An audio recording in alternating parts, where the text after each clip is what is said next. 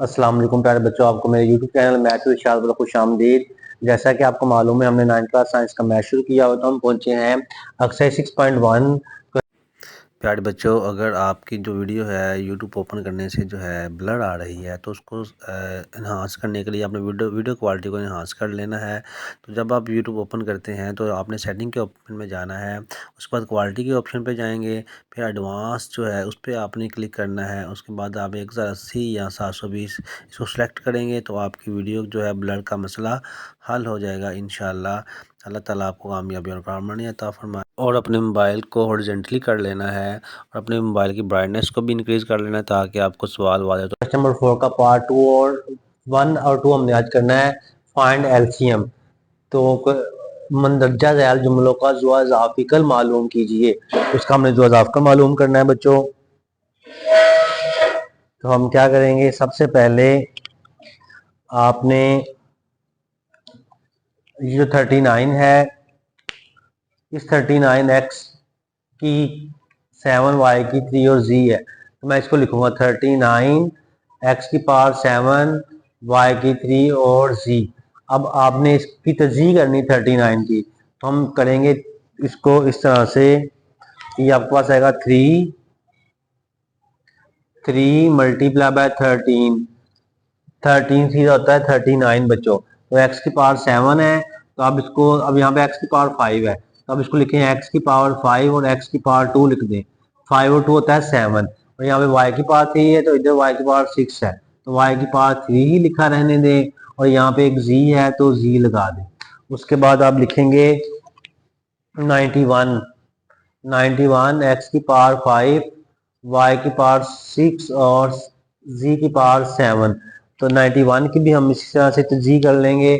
तो आपके पास 91 की तजी करने के लिए 91 को अंदर रखेंगे और ये डिवाइड होगा 7 दा 7 और 892 आ गया, 7 3 आर 21 होता है, तो फिर आएगा 13 1 का 31, यानी कि 7 13 7 91 होगा।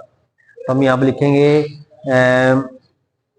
7 मल्टीप्लाई बाय 13 डॉट x की पावर 5 है, तो ये x की पावर 5 ही रहने दें क्योंकि ऊपर भी x की पावर 5 थी। ये y की पावर 6 है, यहाँ पे y की पावर 3 थी, तो y की पावर 3 लिख दिया इसको, और z की पावर 7 है तो मैं z और z की पावर 6 लिख दूंगा। अब यहाँ से आपने लिखना है एलसीएम। बच्चों क्या आता है कि आपने जो कॉमन फैक्टर होते हैं और नॉन कॉमन है, दोनों को मल्टीप्लाई करना होता है। तो सबसे पहले हम यहाँ पे लिखेंगे common factors. Common factors, common factor या से कहते हैं मुश्तरक अज्जाए ज़रबी, उर्दू में से कहते हैं मुश्तरक अज्जाए ज़रबी। मुश्तरक अज्जाए ज़रबी में क्या क्या चीज़ें आती हैं, ये देखें जी। आपके पास है ये 13, तो हमने वो 13 लिख दिया। 13 मल्टीप्लाई बाय, ये x की पावर 5 कॉमन है वो लिख लिया, मल्टीप्लाई बाय ये y की पावर 3 कॉमन है वो लिख लेंगे, और ये z कॉमन है और वो लिख लेंगे। अगर इस आपको मल्टीप्लाई करें तो आपके पास आएगा 13 x की पावर 5 y की पावर 3 एंड z। ये इसका जो है कॉमन फैक्टर्स थे। अब हमने लिखने इसके non common factor, non common factors यानी कि गैर मुश्तरक अज्जाए ज़रबी।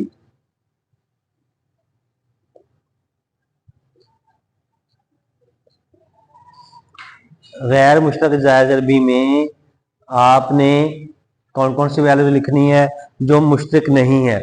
मतलब ये कि 3 है, ये कॉमन नहीं था, ये लिख लिया। उसके बाद x की 2 लिख लिया। उसके बाद आपने ये 7 लिख लेना है, यानी कि जो कॉमन नहीं आया। y की 3 लिख लेंगे। उसके बाद ये z की पावर 6 लिख लेंगे। अगर इसको आप मल्टीप्लाई करेंगे तो आपके पास आएगा 7 3 21 x square y cube and z 6 बच्चों। अब एक इसका आंसर ये आ गया। अब आपने लिखना एलसीएम। तो एलसीएम में हम लिखते हैं common multiply by non common, यानी कि मुश्तरक और गैर मुश्तरक दोनों को आपने मल्टीप्लाई कर देना है। तो बच्चों कॉमन कौन से हैं, ये वाले हैं 13 x की पावर 5 y की power 3 multiply by non common क्या है 21 x square y cube and z 6 बच्चों। अब हमने क्या करना है, इनको मल्टीप्लाई कर देना है। ये मेरे पास कैलकुलेटर है, मैं इसको मल्टीप्लाई करूंगा 13 मल्टीप्लाई बाय 21, ये आपके पास आएगा 273, मेरे पास आ जाएगा 273 बच्चों 273। अब देखो x की पावर 5 है, ये x की पावर 2 है, ये जमा हो जाएगा x की पावर 7, ये y की पावर 3, ये भी y की पावर 3 है, y की पावर 6 हो जाएगा, ये y की z की पावर 1 है, ये z की पावर 6 है, तो g आएगा z की पावर 7। तो ये बच्चों इसका आंसर हो गया जी। अब हमने इसका पार्ट 2 करना बच्चों इसी तरह से। अब यहाँ पे सबसे पहले आप लिखेंगे 102 x y square and z बच्चों। अब आपने क्या करना है, इसकी पहले आपने जो फैक्टराइजेशन करनी है वो करने के लिए अब यहाँ पे इधर कर लेते हैं 102 को 2 5 10 हो जाएगा, 2 1 2, 3 1 3, 3 7 21 हो जाएगा, यानी कि 17 3 21, 17 1 17। तो ये हम इसको लिखेंगे आगे। तो देखें जी, हम लिख लेते हैं इसको, इसका जो आया है 2 मल्टीप्लाई बाय 3 और मल्टीप्लाई बाय 17, उसके बाद ये x लिखेंगे, y का स्क्वायर है तो y को 2 टाइम्स लिख लें और एक दफा z लिख लें जी। उसके बाद आपके पास है 85 x square y and z। तो 85 की भी आपने फैक्टराइजेशन करनी है, यहाँ पे कर लेते हैं 85 की 5 पे होगी, 5 1 5 है और 3 इधर आ गया, 5 7 35 होगा, 17 1 17। तो हम यहाँ पे लिखेंगे इसको 5 multiply by 17 multiply by x की पावर 2 है तो x को 2 टाइम लिख लिया, y एक दफा लिखेंगे और z एक दफा लिख लेंगे। उसके बाद आपके पास है 187, तो 187 x y z का स्क्वायर, तो मैं 187 की फैक्टराइजेशन करूंगा, 11 के साथ भी हो जाएगी, 17 के साथ भी हो जाएगी, 17 1 17, एक इधर क्या कह रही 17 1 17, 11 1 11। तब हम यहाँ पे लिखेंगे 11 17 मल्टीप्लाई बाई 11, उसके बाद ये x फिर y फिर z का स्क्वायर, तो z को 2 टाइम मल्टीप्लाई कर दिया। अब आपने इसके लिखने कॉमन फैक्टर बच्चों, तो हम इसके कॉमन फैक्टर लिख लेते हैं।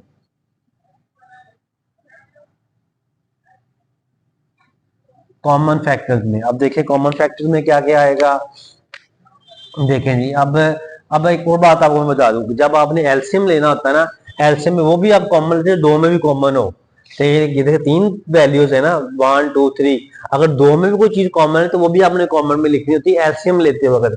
लेकिन एचसीएफ लेते वक्त आपने तीनों में जो कॉमन होगा वो लिखना होता है, ये बात आपने याद रखनी है बच्चों। अब यहाँ पे आप देखें सबसे पहले 17, ये 17 कॉमन है वो लिख लिया आपने मल्टीप्लाई बाय, और ये x कॉमन है तीनों में, पहले तीनों वाले लिख लेते हैं, वो लिख लिया। उसके बाद ये y कॉमन है तीनों में, मल्टीप्लाई वो लिख दिया। उसके बाद ये z कॉमन है वो लिख लिया बच्चों। इसके अलावा कोई जो है दो में कॉमन है 3 कुछ भी, और उसके अलावा कोई कॉमन नहीं है चीज, तो हम इसको लिख देंगे, आपके पास आएगा 17 x y एंड z। उसको हम लिख रहे हैं नॉन कॉमन, यानी कि जो कॉमन नहीं है।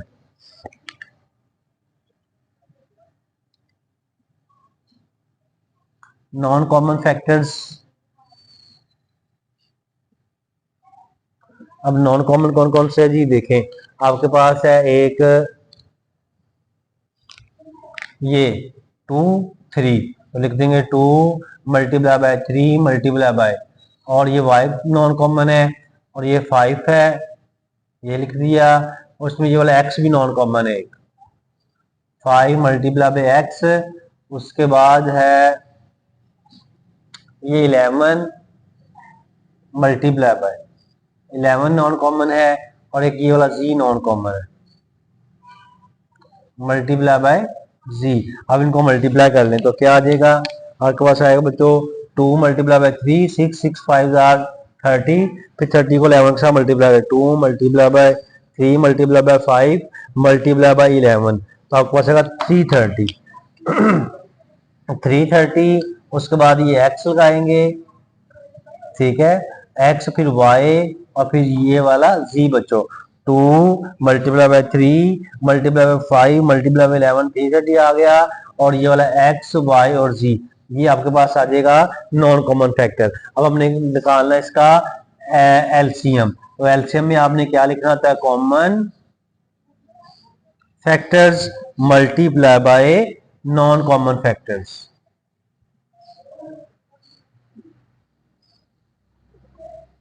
अब कॉमन फैक्टर्स आपके पास है वो वाले 17 X Y Z multiply non common 330 X Y और जी। अब 330 को मल्टीप्लाई कर देंगे हम 17 के साथ, तो ये आपके पास आएगा 5610। ये भी एक्स ये भी एक्स है, तो एक्स का स्क्वायर, ये भी वाई ये भी वाई, तो वाई का स्क्वायर, ये भी जी है और ये भी सी है, तो ये जी का स्क्वायर हो जाएगा। तो ये है बच्चों इसका आंसर। तो उम्मीद है आपको ये समझ आ गई होगी बच्चों। आपने हमारे YouTube चैनल मैथ विशाद को सब्सक्राइब कर लेना है और बेल आइकन को प्रेस कर लेना है ताकि नई आने वाली वीडियोस आपको मिलती रहे। बच्चों आपने अब अगर आप दुनिया में कामयाब होना चाहते हैं तो अपने वालिदैन की खिदमत करें और नमाज पढ़ते रहा करें। अल्लाह ताला आपको कामयाबी और काम अता फरमाए। आमीन। अल्लाह हाफिज़।